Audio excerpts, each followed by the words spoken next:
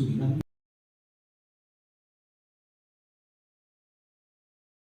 Di sini seperti yang diutarakan Pak Anu, itu ada di dalam platform Merdeka Mengajar Bapak Ibu.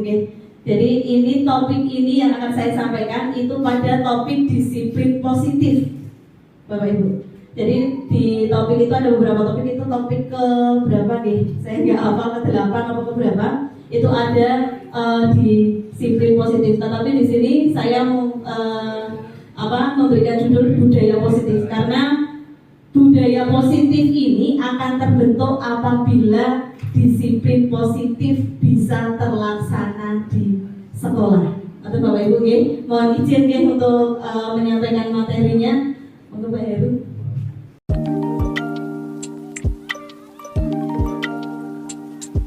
Belakangi dari tujuan pendidikan menurut Ki Hajar Dewantoro sendiri, ya, bahwa tujuan pendidikan menurut Ki Hajar Dewantoro adalah menuntun segala kodrat yang dimiliki anak agar mereka itu mendapatkan keselamatan dan kebahagiaan setinggi-tingginya.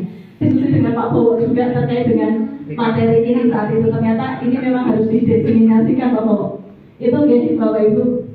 Lanjut Pak.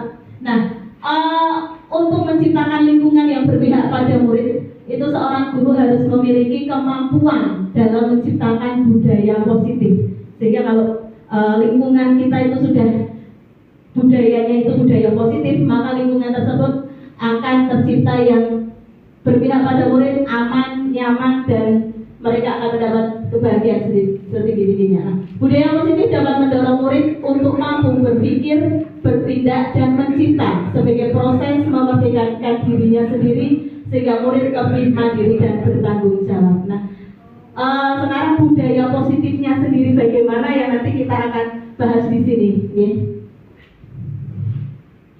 Nah, sebelum kita lanjut ke budaya positif dan menerapkan disiplin positif, perlu kita ketahui 5 kebutuhan dasar manusia.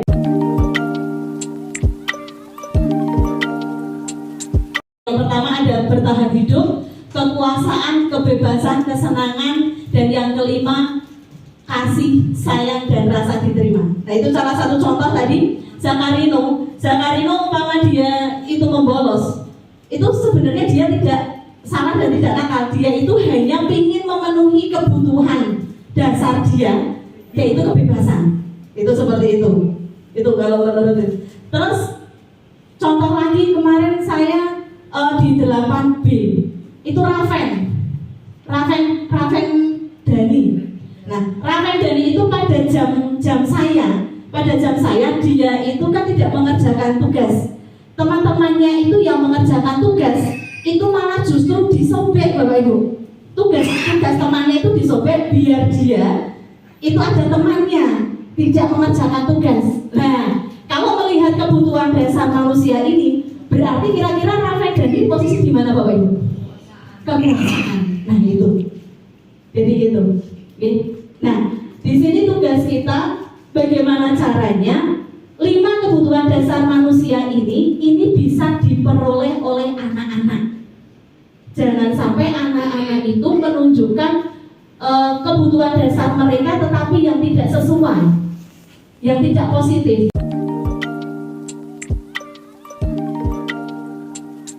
Pertama, untuk menghindari ketidaknyamanan atau hukuman.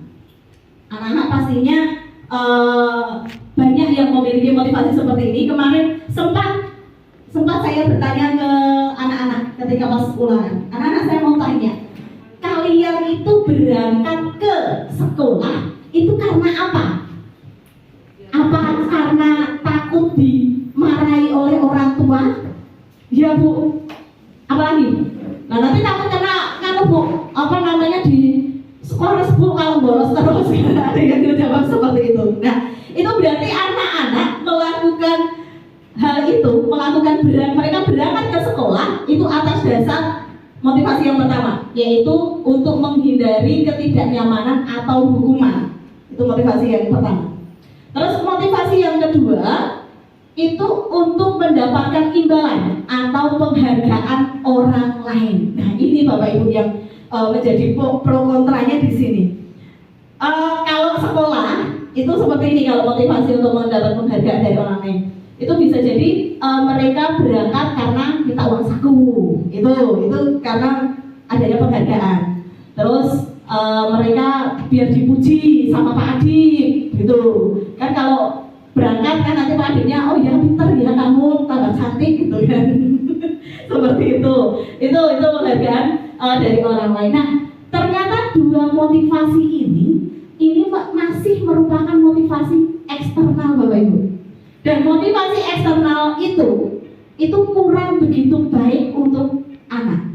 Kalau yang motivasi ketidaknyamanan atau hukuman mungkin Bapak Ibu paham ya. Artinya kita yang namanya memberikan hukuman itu kan juga tidak baik bagi anak, terutama secara psikologis anak. Yang namanya hukuman itu ya ketika anak datang terlambat, hukuman itu beda dengan konsekuensi, Bapak Ibu. Kalau hukuman itu lebih ke sesaat.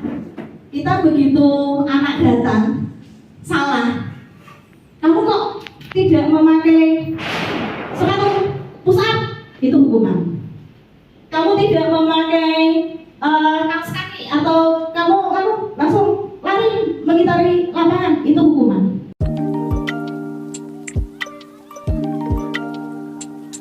Kita harusnya bagaimana untuk menangani anaknya itu bagaimana? Nah, kalau dua ini tidak, yang kita inginkan diinginkan di sini ya Bapak Ibu, bukan kita inginkan, yang diinginkan di sini, kita inginkan itu memunculkan motivasi internal dari dalam diri anak, yaitu untuk menjadi orang yang mereka inginkan. Berarti mereka ingin jadi yang mereka inginkan, okay? Dan menghargai diri sendiri dengan nilai-nilai yang mereka percaya. Nah, itu seperti itu. Nah, nilai-nilai yang mereka percaya bagaimana? Monggo Pak Heri. Nah, nilai-nilai yang mereka percaya itu diwujudkan dalam keyakinan kelas.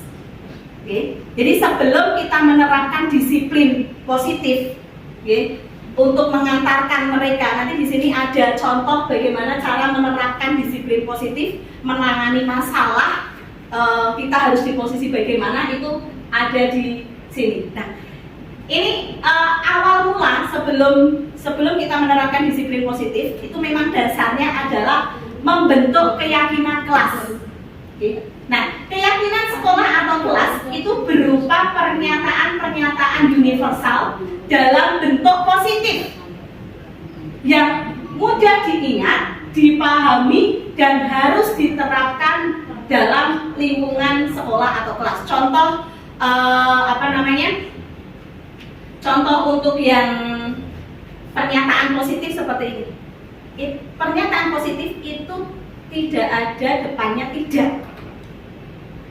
Contohnya umpama tidak boleh membuang sampah. Itu tidak boleh, tidak, salah. Harusnya buanglah sampah pada tempatnya. Terus tidak boleh dengan kata-kata jangan membuang sampah sembarangan, itu tidak boleh. Itu kata-kata yang positif itu seperti itu. Jangan ada kata negatif di depannya. Jadi positif semuanya. Terus umpama jangan datang terlambat, tidak boleh. Datang tepat pada waktunya. Datang tepat waktu, itu seperti itu. Itu positif. Okay? Jadi pernyataan-pernyataan positif, bukan pernyataan-pernyataan yang negatif. Nah, keyakinan kelas itu yang buat siapa? Keyakinan kelas itu dibuat oleh seluruh murid. Nah, guru itu hanya sebagai fasilitator saja. Jadi guru ini itu tidak tidak terus guru yang buat. Kalau saya biasanya di rumah guru, nanti kita ngetik aturan kelas, tata tertib kelas umpama 1, anak tidak boleh ini 2, tidak boleh ini 3. Biasanya seperti itu, makanya di print, ditempel. Nah nanti monggo dari kesiswaan bisa dianalisa untuk tata tertib yang sudah terbentuk itu nanti posisinya bagaimana? Sudahkah sesuai dengan ini? Sudah sudahkah terbentuk keyakinan dari seluruh murid atau masih hanya dari satu arah?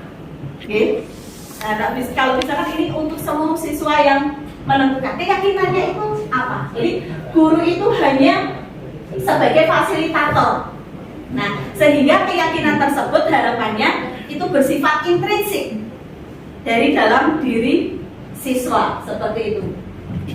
Lanjut, keyakinan kelas itu bagaimana cara pelaksanaannya? Jadi anak-anak, nanti contoh ini ada satu contoh. Ini keyakinan kelas untuk kelas 7. Satu contoh.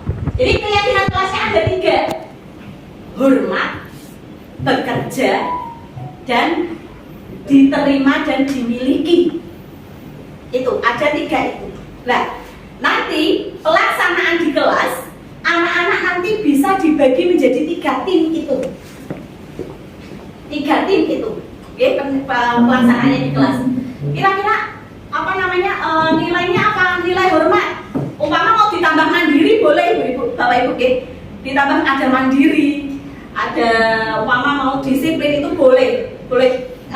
Untuk pernyataan universalnya terserah. Nah, ini dari hormat sendiri ada pernyataan, kami meyakini bahwa sangat penting untuk menghormati semua orang dan barang milik orang lain. Karena kan kalau di kelas biasanya kadang ambil ballpoint teman, terus pada ganggu saat antara satu teman dengan teman yang lain, itu seperti itu, nggih. Jadi berarti kalau ketika itu terjadi, tinggal panjenengan mengingatkan saja keyakinan kelas mana, umpama mengambil pulpen, keyakinan kelas mana yang kamu langgar kalau seperti ini. Hanya seperti itu. Oh iya, berarti saya keyakinan kelas yang pertama yaitu hormat. Saya tidak hormat, seperti itu.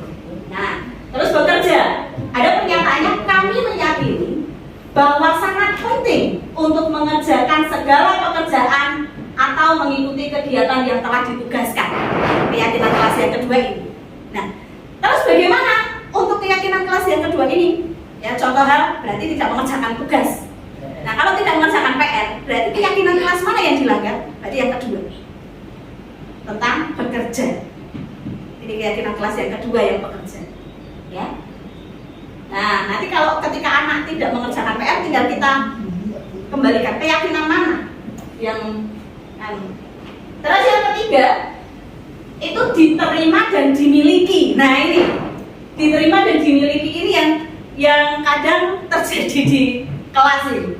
Kami meyakini bahwa sangat penting untuk merasa diterima pada suatu kelompok dan saling peduli satu dengan yang lain. Nah, kadang ini sering terjadi di kelas ya Bapak Ibu. Ada anak ada bullying jatuhnya. Terus kadang ada anak siapa bener 8A itu sing Dewi Amit kok sama?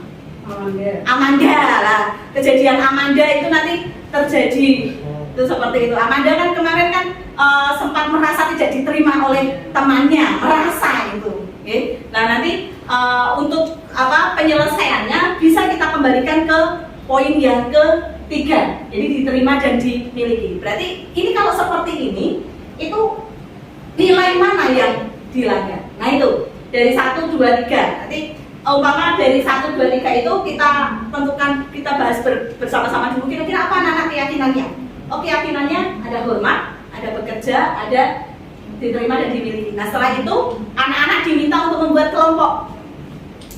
Berkelompok, ada 3 kelompok. Terus untuk menjabarkan dari nilai ini. Nah, setelah dijabarkan, lanjut Pak Heru. Nah, ini setelah dijabarkan, kita membuat tabel. Dari kelompok itu membuat tabel tampak seperti, tidak tampak seperti. Nah, tampak seperti ini yang positifnya, yang tidak tampak seperti itu yang negatifnya. Nah, contoh untuk yang hormat. Hormat yang pertama tampak sepertinya itu datang tepat waktu. Oke, contoh datang tepat waktu. Nah, untuk datang tepat waktu ini termasuk hormat karena tidak menghormati waktu. Oke. Nah, tidak tampak sepertinya sering hadir terlambat. Berarti itu seperti pelanggarannya lagi, tidak tampak seperti itu seperti pelanggarannya. Terus yang kedua ada menyapa teman dan guru setiap hari. Tampak seperti itu kegiatan yang tampak gitu loh, di Bapak Ibu gitu. Nah, tidak tampak seperti itu acuh kepada teman dan guru, ketika ada guru itu tidak menghormati. Nah itu. Oke. Terus yang ketiga adalah mengembalikan barang teman yang telah dipinjam dan mengucapkan terima kasih. Nah ini kata-kata ini yang buat adalah anak-anak.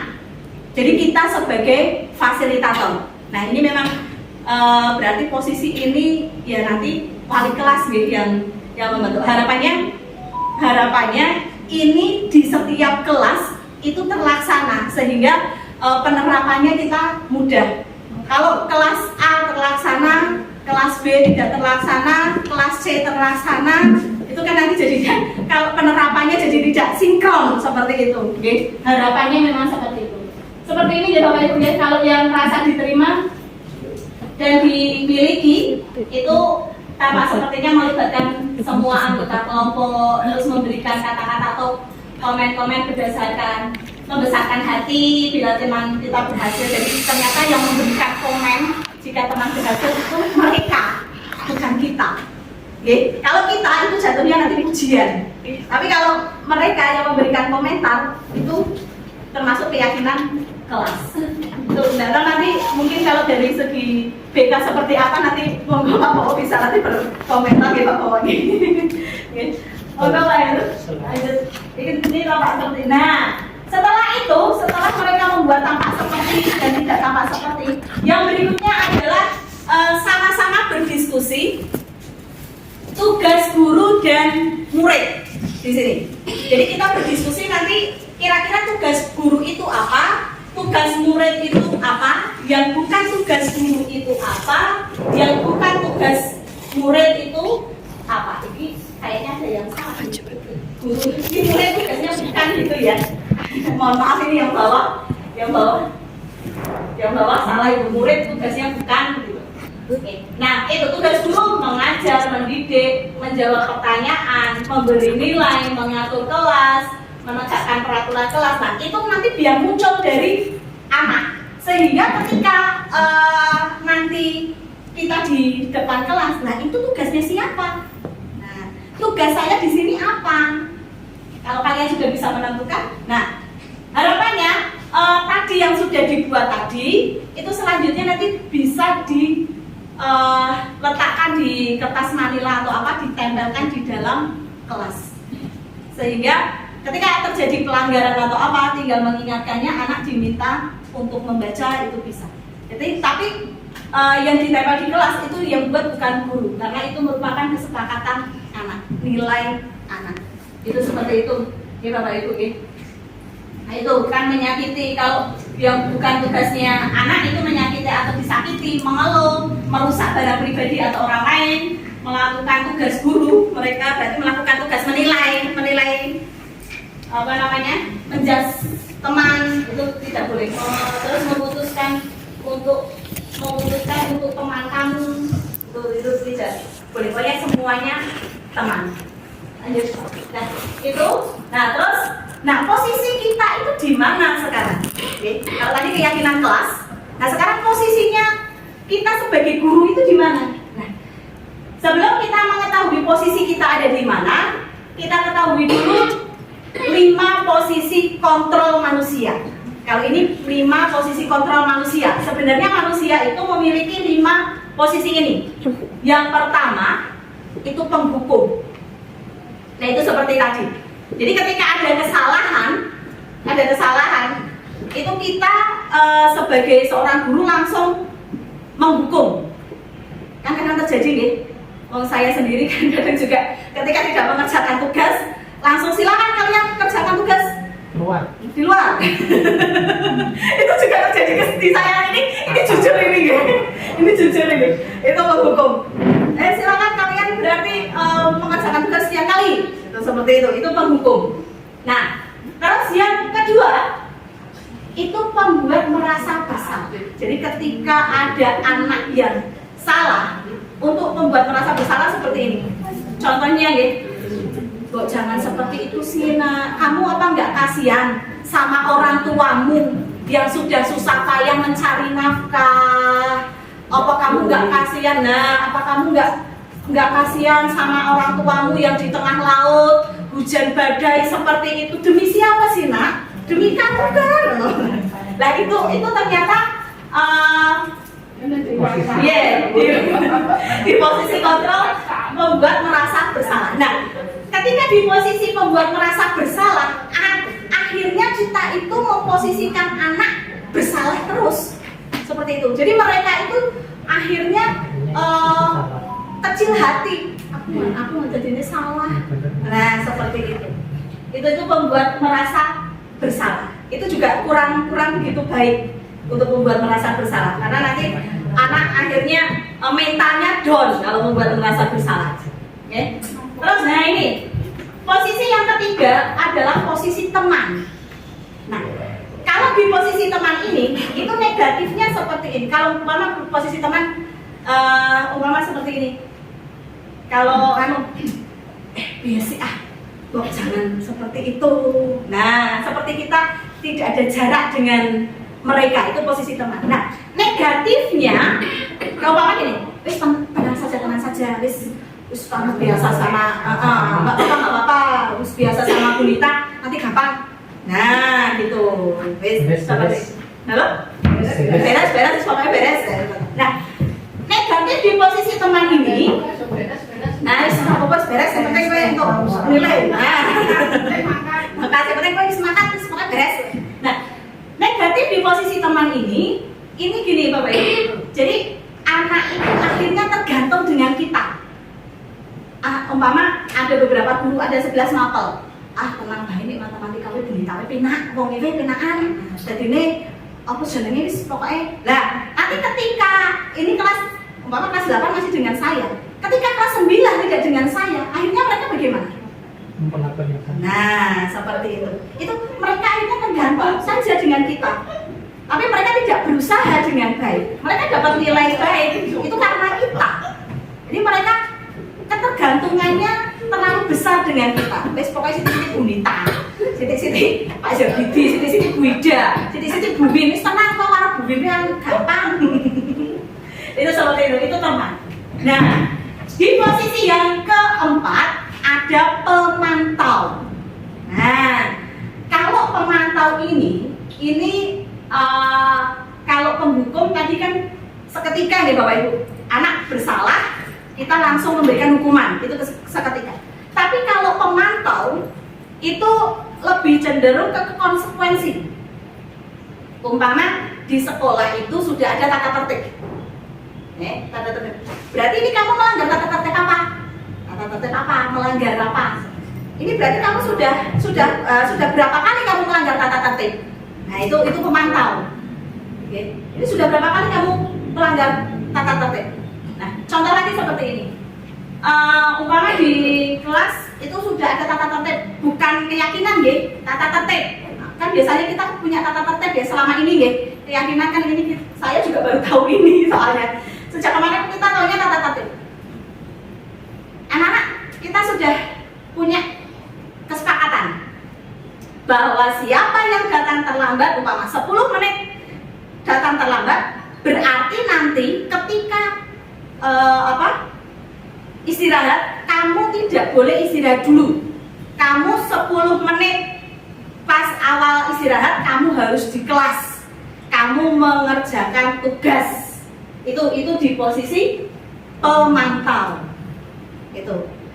Nah, posisi pemantau seperti itu anak itu cenderung akan mengikuti, tapi karena adanya paksaan juga.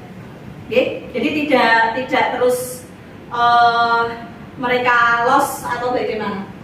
Ya, tidak muncul dari intrinsik kalau pemantau di sini. Nah, posisi kita yang mana? Posisi kita yang terakhir ini Bapak Ibu, manajer. Nah, posisi manajer itu bagaimana? Posisi manajer itu, jadi kita memposisikan diri ya sebagai manajer, dan ketika ada permasalahan anak, itu posisinya kita hanya ibaratnya menjadi fasilitator saja agar anak dapat menyelesaikan permasalahan sendiri. Gitu. Ya. Jadi kita hanya memposisikan anak untuk menyelesaikan masalah mereka sendiri. Contohnya nanti ada Bu, contohnya Bu. Nah, contohnya angel ini posisinya memang agak susah ini di posisi manajer ini. Karena contohnya umpama gini. Ada anak yang umpama bolos tadi gini. Kamu kenapa?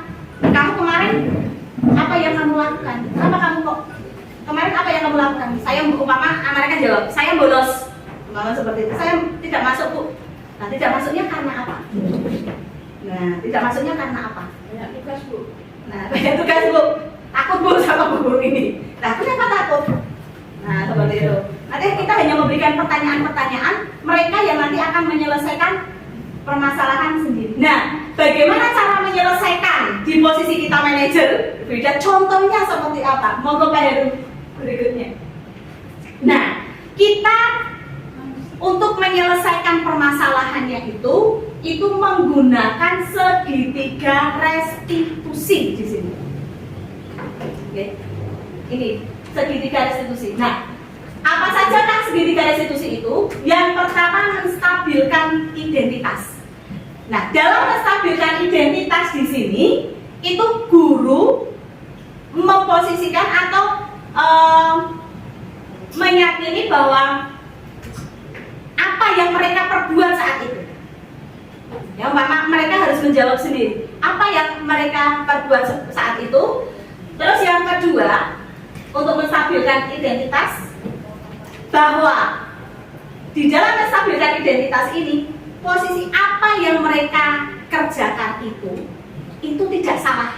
Nah, malah justru seperti itu Bapak Ibu. Jadi apa yang mereka langgar ini tidak, ya memang setiap orang itu dasar kembali lagi ke dasar tadi, bahwa semua orang itu pernah melakukan kesalahan. Contoh nih, kemarin yang saya buat praktek itu yang memecahkan kaca. Yang saya buat praktek, yang memecahkan kaca. Nah, jadi memecahkan kaca, anak saya panggil, Bapak, terus apa yang kamu lakukan? Saya memecahkan kaca. Oh, tidak apa-apa. Kejadian memecahkan kaca itu tidak pertama kalian yang melakukan. Pernah kelas 9F melakukan. Nah, itu namanya menstabilkan identitas. Contoh, umpama mereka melakukan kesalahan, tidak apa-apa. Yang namanya setiap manusia pasti pernah berbuat salah.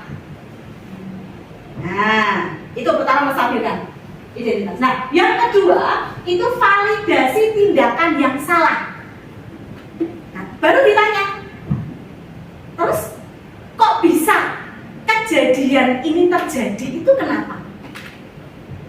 Oh, kejadiannya seperti ini. Umpama kemarin pas kaca itu Daniel sama Anggun ya, Bu Ana ya. Daniel sama Anggun itu gojekan, terus akhirnya timbulnya bullying.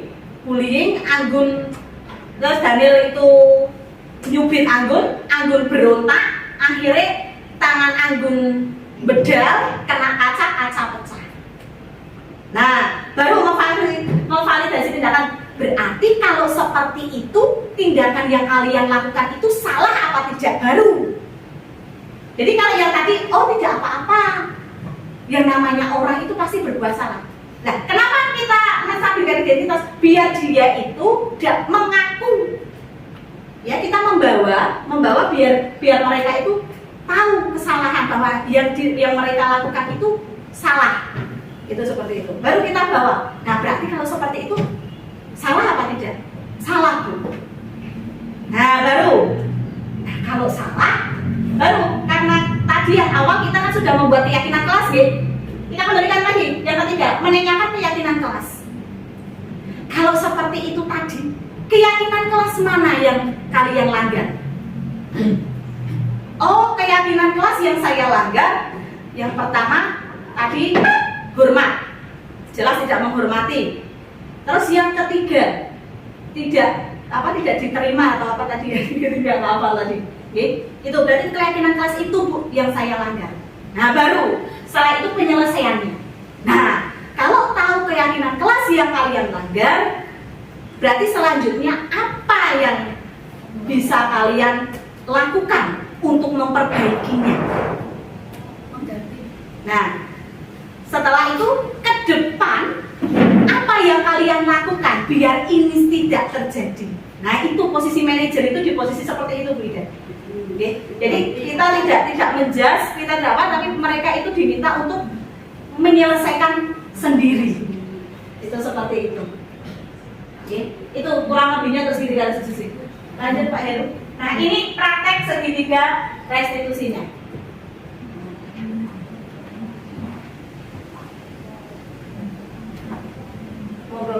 Bisa kita cari dulu untuk praktek. Bumi Pak. Ya, Ibu dan Bapak guru hebat.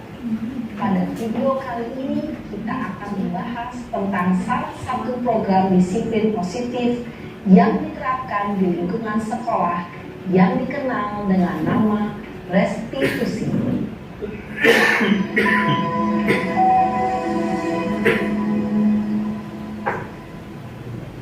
Restitusi dikembangkan oleh pakar pendidikan dan edukasi berlandaskan pada teori kontrol Dr. William Glasser.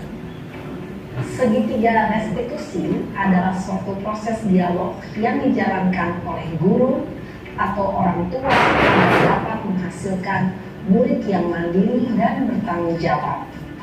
Pada saat guru di posisi manajer, aspek yang dikembangkan pada murid adalah motivasi intrinsik, sehingga penanaman nilai-nilai kebajikan dapat tumbuh dan berkembang menjadi suatu kebiasaan positif yang akhirnya membentuk karakter murid. Proses dialog ini terdiri dari 3 langkah yang digambarkan pada ketiga sisi pada segitiga restitusi. Sisi pertama adalah menstabilkan identitas. Sisi yang kedua adalah validasi tindakan yang salah. Dan sisi yang ketiga adalah menanyakan keyakinan. Ibu dan Bapak guru, berikut ini akan ditunjukkan bagaimana seorang guru berada dalam posisi manajer menggunakan penerapan segitiga restitusi.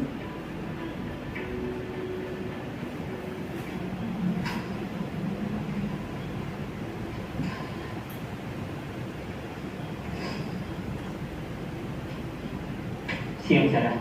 Siang Pak. Sudah lama nggak ketemu Sarah. Kenapa hari ini ada di sini? Kesel Pak, kesel banget. Masa aku dikatain tukang fitnah Pak?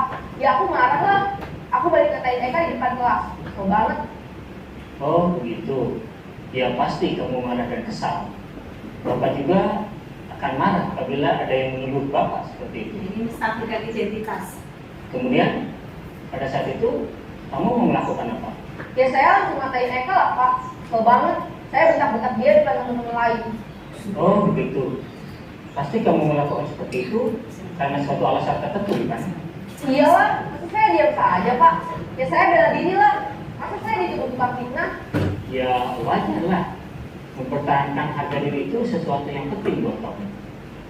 Untung kamu tidak bertindak lebih gegabah lagi, hanya membentak-bentak. Iya Pak. Untung saya masih bersabar dan hanya membentak saja. Sudah gemes padahal, saya pasti bela diri lah. Ya pasti ya. Tapi kamu memilih untuk tetap bertahan dan bersabar. Kamu memilih untuk tidak berbuat lebih parah lagi, kan? Iya. Nah, sekarang coba kita lihat lagi tindakan kamu yang bentak-bentak Eka di kelas. Tindakan kamu itu kira-kira sesuai dengan keyakinan kelas atau prinsip kamu tidak? Enggak lah Pak. Capek Pak jadi pemarah. Jadi keyakinan atau prinsip mana yang kurang sesuai dengan keinginan kamu? Ya, saya sebenarnya sangat menghargai orang lain. Mungkin saat itu saya menjadi emosi, jadi tidak menunjukkan sikap itu. Kamu meyakini tidak? Menghargai orang lain itu penting buat kamu. Yakinlah Pak, Iya, setuju. Kita harus saling menghargai. Namun ada juga keyakinan yang kita sepakati yang perlu kita jalankan apabila kita sedang marah, bukan? Ya, saya bisa lebih proaktif, mulai dengan diri sendiri. Saya bisa jadi lebih sabar, mengambil waktu jeda untuk berpikir mau apa selanjutnya. Kira-kira kamu bersedia memperbaiki masalah ini tidak? Sedia, Pak. Kalau kamu memperbaiki masalah ini, kamu akan menjadi orang seperti apa? Saya akan menjadi orang yang bertanggung jawab kali ya, Pak. Dan senantiasa proaktif. Iya. Menurut kamu, bagaimana rasanya menjadi orang seperti itu? Baiklah, kalau begitu. Yuk kita pikirkan bagaimana memperbaiki masalah ini. Saya marah. Berarti pertanyaan tidak hanya sekali 2 kali. Ini orang guru berada dalam posisi. Mari kita bahas satu persatu.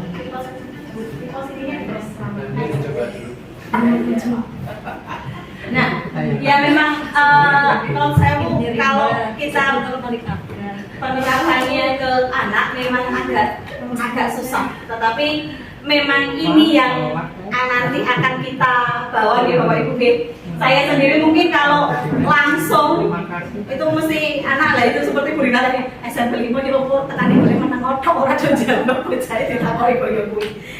Nah itu memang tantangan bagi kita Bapak Ibu. Arahnya itu kita nanti ke sana, memunculkan motivasi intrinsik dari dalam diri anak. Sehingga memang ini ya, untuk memunculkan motivasi intrinsik itu kita tidak bisa sendiri, kita harus kerja bersama-sama, kita harus ada kolaborasi antara guru satu dengan yang lain. Kita harus memiliki satu tujuan yang sama, satu misi yang sama untuk menciptakan lingkungan belajar yang aman, nyaman, dan menyenangkan seperti itu Bapak Ibu. Oke, saya mohon maaf sebesar-besarnya, hanya ini yang bisa saya sampaikan. Mungkin mau ada beberapa patah kata dari Bapak Ibu atau ada yang mau ditanyakan, monggo. Mungkin Pak Bawa memberikan tanggapan, monggo Pak Bawa. Monggo Pak. Ya, ini sebagai syarat saja biar nanti kegiatan ini agak umpan balik. Oke. Ini umpan balik, tapi ini memberi umpan balik. Terima kasih Bu Nita, hari ini memang sangat indah dan BK banget. Namun teori dasar yang seperti ini itu sebenarnya sudah dirumuskan beberapa tahun yang lalu. Karena di dalam landasan pedagogis kita ini sebenarnya teori belajar, teori penanganan seperti ini kita sudah menerima ya. Hanya di dalam prakteknya ini kita kelihatannya lupa, sehingga ketika kita itu diberikan tayangan seperti ini itu, waduh, berarti kita sebagai guru ini salah kabeh ini ya. Seolah-olah seperti itu ya. Lalu kita tidak harus merajut seperti itu, tetapi kita berangkat meyakini bahwa memang ada koreksi-koreksi karena antara teori dan praktek itu selalu bersenjang. Kemudian yang kedua, ya memang kalau tadi di dalam tayangan segitiga restitusi itu kan memang skenario dalam bisik-bisik saya ini ya memang seolah-olah gampang kita lakukan. Tapi pada apa ini? Pada prakteknya itu pertanyaan-pertanyaan seperti tadi menstabilkan identitas itu memang harus perlu diberi penjelasan lebih. Apa sih sebenarnya menstabilkan identitas? Apakah hanya cukup bahwa siapa yang memecahkan? Apakah karena rebutan tadi gitu ya? Bagi sementara dari sekarang kan ya mengakui ya, dia menyadari karena dia marah-marah dan seterusnya karena mendapat perlakuan. Tapi mungkin kalau diterapkan di sini itu kadang-kadang pertanyaannya tidak hanya sekali, seperti Bapak tadi ya. Mungkin bisa 2, 3, 4 kali bahkan lebih baru ada stabil. Stabil menstabilkan identitas ini kelihatannya baru masuk. Termasuk juga memvalidasi tindakan yang salah tadi. Itu juga sama Bu. oleh karena itu, apalagi dalam sampai menanyakan keyakinan, maka ini saya sebut BK banget itu dulu memang yang kami lakukan seperti itu, sehingga ini butuh proses. Nah seringkali kita selaku guru itu mengabaikan langkah prosesnya, tetapi tujuannya itu nggak kecekel. Nah ini menjadi refleksi bagi kita sendiri, kita semua Bapak Ibu guru memang teori seperti itu memang itulah yang harus kita lakukan. Teori dasar itu sudah kita pelajari sejak dulu, tapi kita tidak praktekkan. Kemudian butuh kesabaran dan proses. Sehingga harus ada di samping kerjasama itu sebenarnya kita sendiri harus menyadari bahwa prosesnya itu jangan dipaksa harus selesai saat itu. Ketika saat itu berarti pendekatan yang kita lakukan itu pasti tidak akan menjadi manajer, pasti akan menjadi penghukum dan pemantau. Nah, atau pemantau, minimal pemantau itu ya. Nah oleh karena itu nilai itu yang ingin saya sampaikan, mudah-mudahan ya memberi inspirasi, memberi referensi, bisa saja. Terima kasih. Terima kasih Pak Bowo atas masukannya ya. Ini untuk masukan kita semua Bapak Ibu. Paling tidak memang minimal kita tahu teorinya seperti ini. Untuk praktek ya, kalau kita diminta praktek seperti ini 100% untuk menangani anak dan langsung jadi, itu kayaknya kok sangat sulit sekali, apalagi tataran sekolah kita yang seperti ini. Minimal dengan kita tahu seperti ini, paling tidak kita tahu, oh anak ini mau dibawa kemana, arahnya kemana, sehingga harapannya itu posisi kontrol yang harus kita jauhi, artinya biar tidak terlaksana itu kita bisa mengontrol itu. Seperti posisi kontrol penghukum, minimal posisi kontrol itu tidak kita lakukan ke anak. Walaupun itu memang di posisi kontrol manajer itu memang agak sulit Pak Bowo, dan nah makanya ini disampaikan mungkin ya, karena salah satu tugas di guru penggerak harus menyampaikan ini, biar ini itu tidak hanya tugas BK, tetapi kita sebagai Bapak Ibu guru, jadi semua Bapak Ibu guru itu bisa berperan aktif dalam melaksanakan disiplin positif, sehingga nantinya akan terbentuk budaya positif di sekolah. Betul Bapak Ibu? Sebentar Bu, ini kelengkapan ya Bu, kayaknya tadi kita membahas tentang siklus itu memang untuk menstabilkan identitas, validasi agar manajer itu ternyata memang dituntut adanya keterampilan bertanya. Berarti yang belum memang. Nah, yang belum kita pelajari keterampilan bertanya, karena pertanyaan dalam pendidikan itu berbeda dengan interrogatif. Betul. Selama ini praktek-praktek kita, ketika ada kasus-kasus yang seperti ini, cenderung pertanyaannya interrogatif. Nah, oleh karena itu nanti juga perlu kita sadari bersama, kita perlu belajar banyak tentang keterampilan bertanya. Kalau tadi saya sekarang sudah melihat contoh Bu Nita tadi itu memang sudah bukan interrogatif tadi. Tapi kalau di dalam prakteknya, di dalam kenyataan yang selama ini ada salah, siapa itu? Kenapa? Kok kamu memecahkan jendela? Gitu. Nah, pertanyaan kayak gitu ini nampaknya tidak tepat diterapkan dalam teori segitiga restitusi. Nah, berarti keterampilan bertanya itu bukan interrogatif seperti polisi, tapi pertanyaan-pertanyaan yang mengarahkan kepada keyakinan peserta didik tadi Bu ya. Artinya memberi ruang untuk yakin bahwa dia itu tidak salah. Maka kalau saya jadi ingat Bu, kalau di BK itu kan KTPS Bu, konseling tidak pernah salah. Itu prinsipnya dipegang dulu, walau nanti itu setiap orang pasti punya salah tadi, berbuat salah gitu ya. Tapi prinsip cara pandang oleh guru ini memang harus memandang itu agar nanti pertanyaannya itu tidak interrogatif. Itu terima kasih. Ya teman-teman Pak Bowo, ya memang kalau yang di sini kami mempelajari nanti untuk teknik bertanya, keterampilan bertanya itu di modul 2 Bapak. Jadi nanti ada lagi di modul 2 itu di coaching. coaching klinik. Enggak ada coaching, Oh, materi coaching. Ada materi coaching. Nah, monggo Bapak Ibu, ini masih ada pendaftaran di guru penggerak yang masih 10 muda. 10 ya. 9 10 monggo panjenengan bisa mengikuti biar karena memang materinya itu sangat bagus juga. Nah, karena ya sebenarnya hampir sama seperti di PMM. Untuk yang modul 1 nih, terutama modul 1 itu hampir sama seperti PMM karena kita mengulik di Merdeka Belajarnya dulu. Tetapi kadang kalau saya sendiri mengerjakan PMM itu tak tarik tau. Jadi videonya sampai hijau. Saya tarik nggak penghijauan. Karena wajib penghijauan. Oh, gitu Jadi ya? saya tarik seret seperti itu.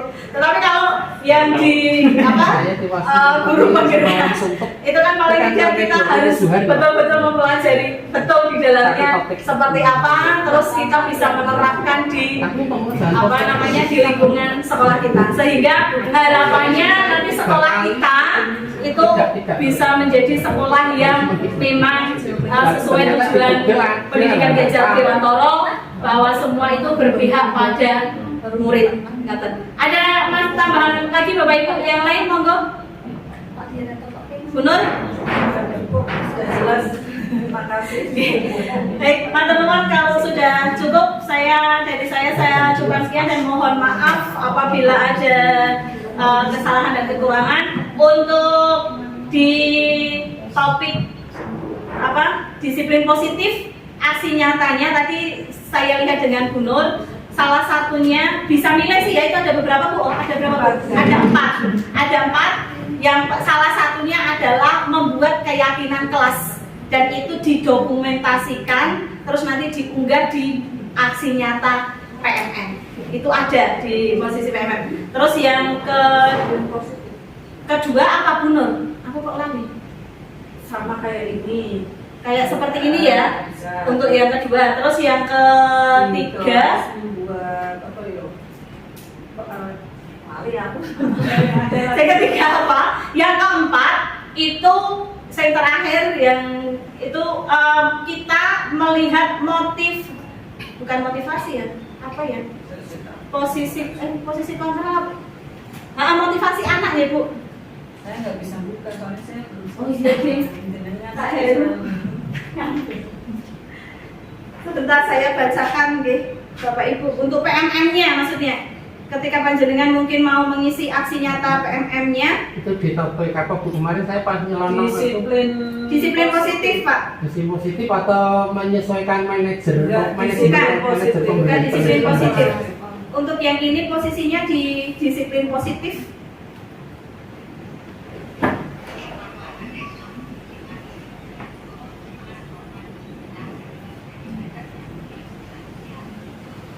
Aksi nyatanya saya bacakan. Untuk yang terakhir tadi membuat kuesioner survei murid tentang kebutuhan dasar. Jadi mereka itu kebutuhan dasar yang ada 5 kebutuhan dasar manusia tadi paling tidak membuat kuesioner yang arahnya ke sana. Berarti mereka butuh apa? Jadi ini keterampilan bertanya sesuai Pak Bowo tadi. Jadi nanti ada beberapa nanti arahnya berarti nanti setelah itu dianalisa kebutuhan dasar mereka itu ini itu salah satunya itu yang terakhir itu. Terus kalau yang pertama membuat keyakinan kelas, yang kedua penerapan segitiga restitusi seperti tadi di video. Untuk penerapan segitiga restitusi nanti di video sesuai dengan ini nanti dibuat langkah-langkahnya itu. Terus yang ketiga praktek posisi kontrol manager yang hampir sama seperti segitiga restitusi itu prakteknya. Terus yang keempat baru itu untuk membuat kuesioner. Itu Bapak Ibu, mudah-mudahan Bapak Ibu untuk PMM-nya juga bisa sampai ke aksi nyata, sehingga bisa memenuhi bahasanya memenuhi karena kita dituntut untuk melakukan itu, bisa memenuhi tugas kita untuk menyelesaikan platform Merdeka Mengajar. Dan dari saya ucapkan sekian, mohon maaf bila mana ada sesuatu yang kurang atau kesalahan, karena memang saya juga masih posisi belajar dan saya di sini bukan bermaksud menggurui Bapak Ibu, namun saya hanya menyampaikan materi yang telah saya dapatkan di guru penggerak, dan ini memang merupakan salah satu tugas di guru penggerak itu. Oke, mohon maaf Bapak Ibu. Oke, terima kasih. Assalamualaikum warahmatullahi wabarakatuh.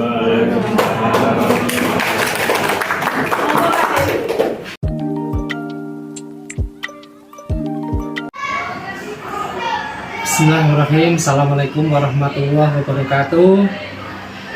Perkenalkan, nama saya Prabowo. Saya bertugas di SMP Negeri 5 Batang menjadi guru BK di kelas 9 khususnya. Di sini saya ingin menyampaikan tanggapan dan pesan-pesan saya setelah mengikuti diseminasi yang dilaksanakan oleh rekan saya, Ibu Purwanita Puji Lestari, SPD, yang beliau adalah menyampaikan presentasi tentang materi calon guru penggerak tentang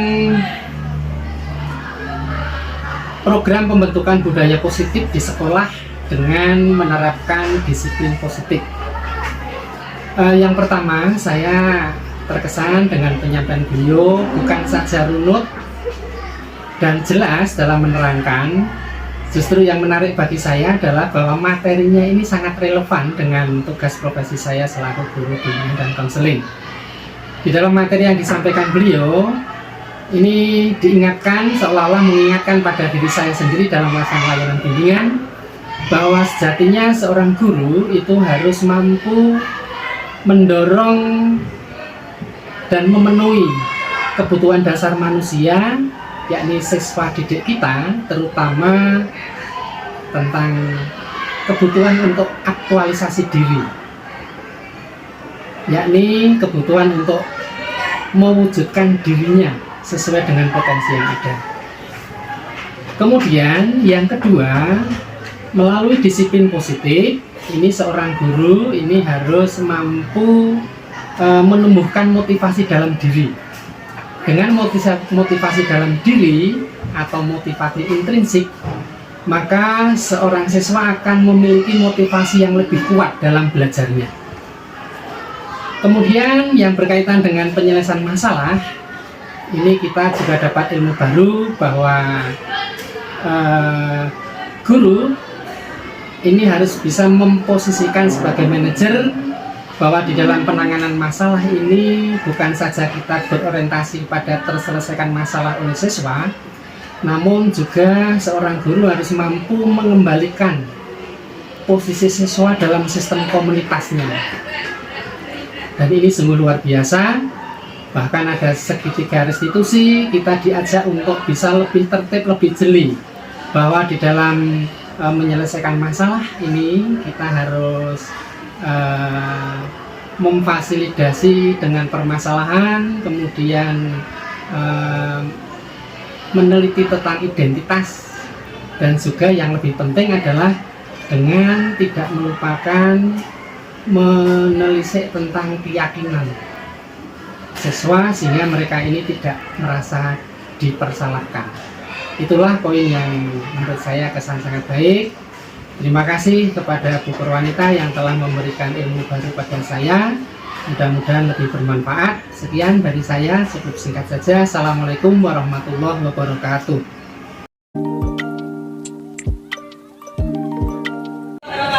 Waalaikumsalam warahmatullahi wabarakatuh. Anak-anakku sekalian kelas 9A, hari ini kita memasuki awal semester 2 ya. Untuk kemarin itu kita sudah ada beberapa peraturan dan tata tertib yang kalian selalu laksanakan bersama. Begitu ya, di situ ada tata tertib. Nah, pada semester 2 ini kita mau menganalisa apakah tata tertib itu sudah sesuai dengan apa yang kalian inginkan. Sudah sesuai belum? Kalian ikut membuat tata tertib itu apa tidak? Ikut buat apa tidak yang tata tertib? tertib itu? Ya tata tertib sekolah. Ada yang ikut, ada yang tidak. Mungkin tata tertib sekolah itu kan yang bentuk hanya perwakilan OSIS saja. Ya seperti itu ya. Nah, tapi kan untuk yang lainnya belum. Terkadang tata tertib itu sesuai dengan hati nurani tidak? Ada yang tidak. Ada yang sesuai. Ya. Nah, untuk itu berdasarkan ya apa yang kalian rasakan, karena dengan kalian mengikuti tata tertib yang tidak kalian buat mungkin tidak sesuai dengan hati nurani. Untuk itu di kelas ini, di kelasnya Bunita ya, kelas 9A ini ibu tidak akan membentuk tata tertib atau aturan sekolah atau aturan kelas, tidak akan membentuk itu. Namun di sini ibu akan mengajak kalian untuk membuat keyakinan kelas. Ya, kalau keyakinan kelas itu yakin itu berarti berasal dari mana? Dari diri sendiri. Ya, dari hati, dari diri sendiri. Ya, memang apa banget? Ya, memang dari hati, dari diri sendiri itu. Harapannya dengan kita membentuk keyakinan kelas ini, ya, karena keyakinan kelas ini muncul dari dalam diri kalian, berarti keyakinan kelas ini dapat kalian laksanakan dengan baik. Kenapa, Pan? Ngantuk, Pan? Tidak? Bisa membuat keyakinan kelas itu, Pan? Bisa, ya. Nah, nanti langkah-langkahnya seperti apa, Nana? Ya, langkah-langkahnya nanti di sini ibu akan memasang kertas manila di sini. Nah, setiap anak itu nanti akan menuliskan keyakinan. Keyakinan itu isinya apa? Keyakinan kelas itu berisi ya kalimat universal. Universal itu berarti kalimat yang menyeluruh ya. Ya. Nah, yang bersifat positif. Contoh ya, contoh untuk membuang sampah. Kalimat positifnya adalah berarti membuang sampah pada tempatnya. Kalimat negatifnya adalah jangan membuang sampah sembarangan. Itu kalimat negatif. Berarti kita nanti pada membuat keyakinan kita itu tidak ada kata-kata jangan. Berarti kata-katanya harus yang positif. Berarti umpama contoh menghormati jangan suka membuli, itu tidak seperti itu. Tetapi berarti bagaimana? Kalimat pernyataan positifnya bagaimana? Nah, tidak membuli berarti pernyataan positifnya apa berarti? Saling menghormati. Seperti itu ya. Paham anak? Ya, nanti silakan setiap anak maju ke depan untuk menuliskan keyakinan yang kalian yakini. Mungkin setiap anak keyakinannya beda-beda, boleh. Paham ya? Nanti setelah itu kita kerucutkan keyakinan ini itu keyakinannya nanti bentuk kalimatnya nanti seperti apa. Nah, setelah itu nanti kita tempel di dinding. Nah, keyakinan tersebut bisa kalian baca setiap hari, bisa untuk mengingatkan kalian setiap hari. Paham ya? Baik, minta tolong bantuannya siapa ya? Zulfikar sama Dama, minta tolong.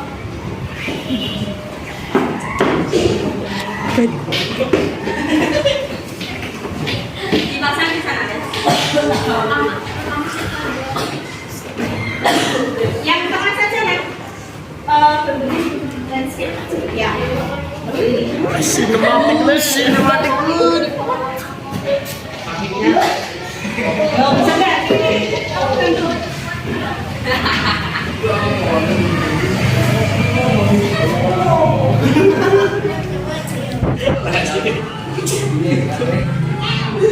Tidak pakai kuning bisa kan?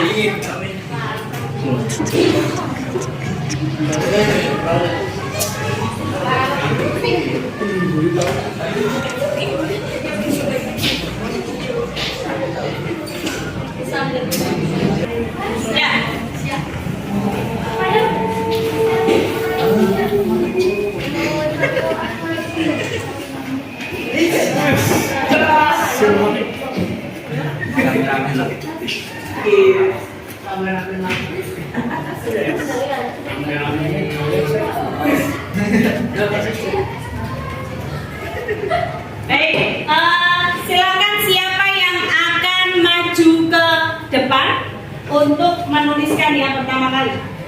Boleh urut, boleh siapa saja, boleh maju ke depan. Silakan. Silakan. Terserah. Apa kata-katanya, apa kira-kira?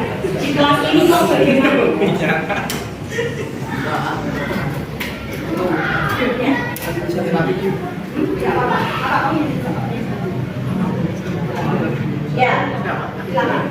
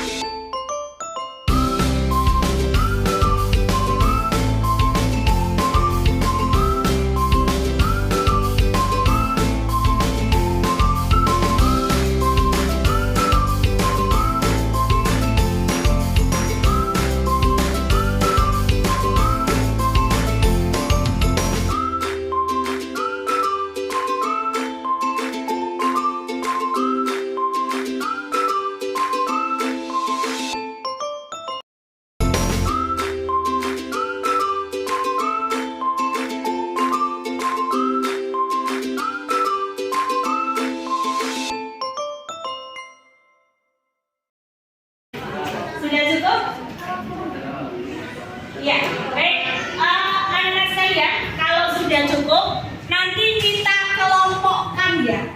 Kita kelompokkan. Jadi apa yang sudah kalian tuliskan ini kita kelompokkan menjadi kata kuncinya. Ya, kata kunci dari keyakinan kelas itu. Nanti kita jabarkan, kita diskusikan di sini. Ya, setelah kita jabarkan, kita diskusikan di sini, kita nanti akan menuliskan setiap kelompok, ya, setiap kelompok nanti akan menuliskan tampak seperti dan tidak tampak seperti. Tampak seperti contoh ya, tampak seperti. Contohnya yang tadi meminta izin ketika meminjam barang itu tampak pada keyakinan kelas itu, ya. Tidak tampaknya adalah tidak meminta izin ketika meminjam barang. Ibaratnya nanti ada tabel tampak seperti itu yang positifnya, yang negatifnya tidak tampak seperti dari apa yang telah kalian utarakan ini. Ya, seperti itu ya.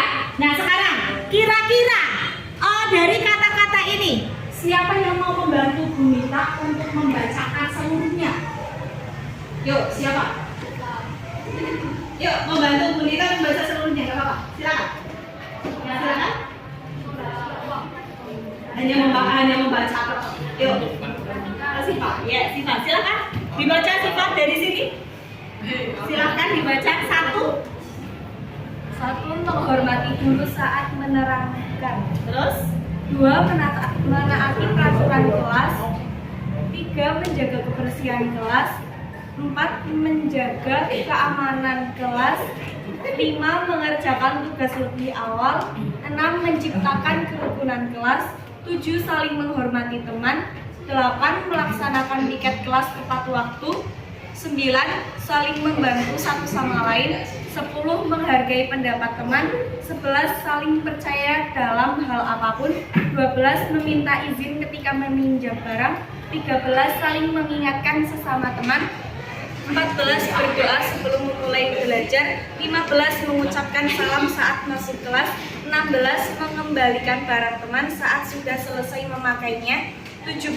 Meminta maaf ketika melakukan kesalahan. 18. Membantu teman ketika kesusahan dalam memahami materi pelajaran. 19. Mengajak teman untuk sholat berjamaah tepat waktu. 20. Menghargai hasil karya teman. 21. Saling membantu antar.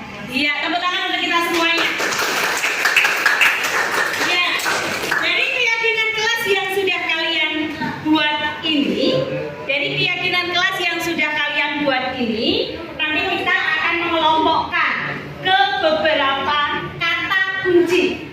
Kata kunci yang pertama untuk ini, kira-kira apa saja kata kunci yang pertama apa? Kira-kira apa dari ini? Apa yang sudah ada?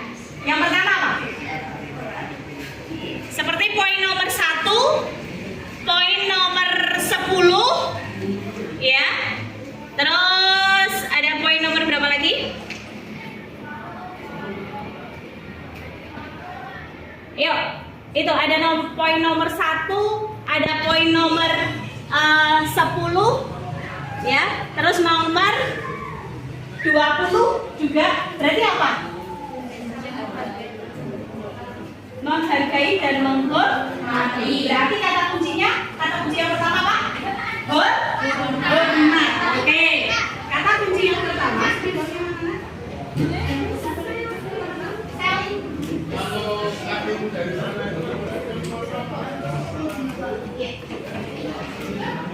Terima kasih. Ya, baik. Kata kunci yang pertama apa? Hormat. Oke. Kata kunci yang kedua apa?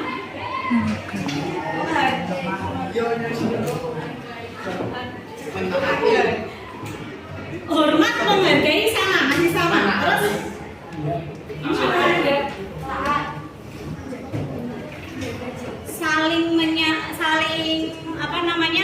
menghargai pendapat teman, terus saling percaya dalam hal apapun. Kira-kira apa itu?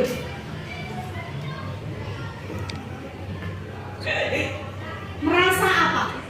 Merasa tadi seperti yang kamu utarakan, tidak apa?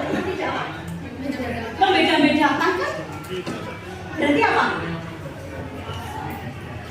Diterima, merasa diterima dan dimiliki, ya. Merasa diterima dan dimiliki, ya. Diterima dan dimiliki. Terus apa lagi? Yang ketiga apa? Kayak sholat, mengajak sholat, mengucap salam. Berarti apa itu? Berarti apa? Apa? Itu berarti apa? Takwa kepada Tuhan yang boleh. Takwa kepada Tuhan yang Maha Esa. Masih ada lagi? Ada lagi? Ada lagi tidak?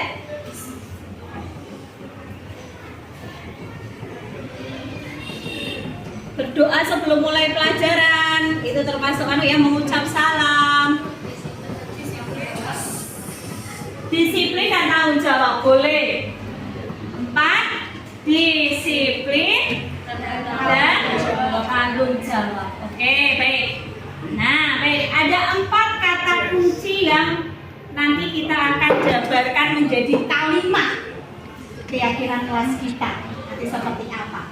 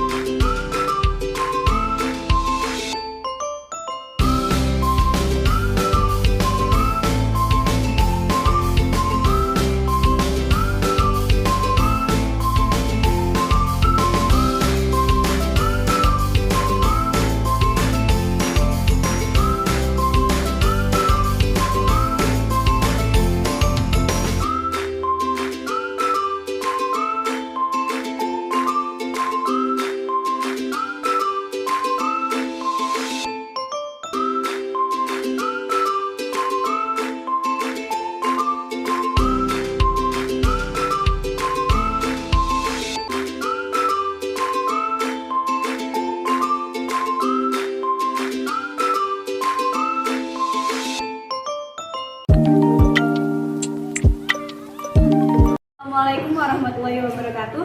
Saya Syifa Nirmala, kelas 9A dari SMP Negeri 5 Batak. Saya sangat senang ketika Bu Nita mengajak kami membentuk keyakinan kelas. Karena selama ini yang ada adalah peraturan kelas. Dan peraturan itu yang membuat pihak sekolah beserta OSIS. Namun sekarang ini peraturan kelas tersebut diganti dengan keyakinan kelas yang mana terbentuk atas inisiatif kita, sehingga isinya pun sesuai dengan apa yang kita inginkan. Harapannya dengan keyakinan itu kelas menjadi tertib dan nyaman. Terima kasih. Wassalamualaikum warahmatullahi wabarakatuh.